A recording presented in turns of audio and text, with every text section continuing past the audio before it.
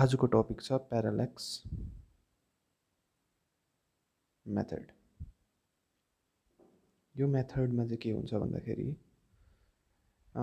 If there is a pencil, अन्त यो पेन्सिललाई चाहिँ बिचमा राखेर के गर्यौँ हामीले, एउटा फर्स्ट यो आँखा बन्द गऱ्यौँ अनि यसलाई हेऱ्यौँ, यो पेन्सिललाई हेऱ्यौँ। यो गर्दाखेरि तपाईँहरूले पनि यो एक्सपेरिमेन्ट गर्नुहोस्। के पाउनुहुन्छ भने यो पेन्सिल स्लाइटली यो साइडमा मुभ हुन्छ।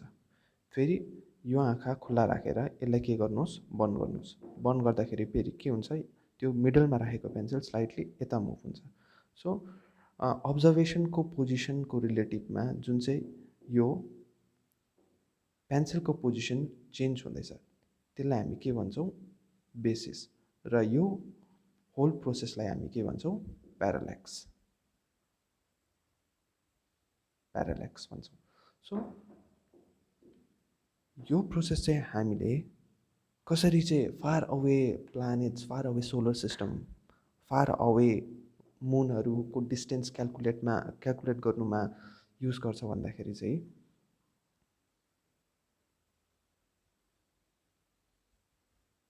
सपोज यो फार अवे प्लानेटको पोजिसन अरे, अनि अर्थमा बसेर दुईवटा पोजिसनबाट यो प्लानेटलाई हेऱ्यौँ अरे हामीले।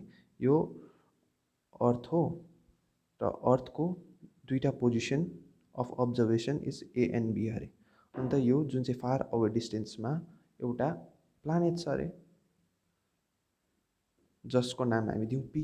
अन्त यसको डिस्टेन्स एबाट हेर्दाखेरि मैले यो डी पाएँ अरे, अनि बीबाट हेर्दा पनि के पाउँछु, डी नै पाउँछु। किनकि एकदम टाढो छ यो चिज, त्यही कारणले मैले के गर्छु, यो दुईवटा जुन चाहिँ डिस्टेन्स छ त्योलाई एप्रोक्सिमेटली इक्वल भनेर लिन सक्छु। अन्त यो एङ्गल पनि थाहा छ अरे मलाई, थीटा भनेर, जुन चाहिँ स्मल एङ्गल यो प्लानेटले अब्जर्भेसन पोइन्ट ए र बीमा बनाउँदैछ। अब तर म अर्थमा छु र अर्थको दुईवटा अब्जर्भेसन पोइन्ट ए र बीबाट मैले के गर्दैछु, यो प्लानेटलाई हेर्दैछु। त्यो गर्दाखेरि मलाई ए र बीको डिस्टेन्स मैले अर्थमा बसेर के गर्नु सक्छु, क्यालकुलेट गर्नु सक्छु। त्यो क्यालकुलेटेड डिस्टेन्स यदि बी छ अरे, अन्त यो थीटा जुन चाहिँ मेजर गर्दैछु मैले by some angle measuring instrument, त्यसको एङ्गलको भ्यालु अहिलेको लागि हामी सोचौँ थीटा नै छ अरे।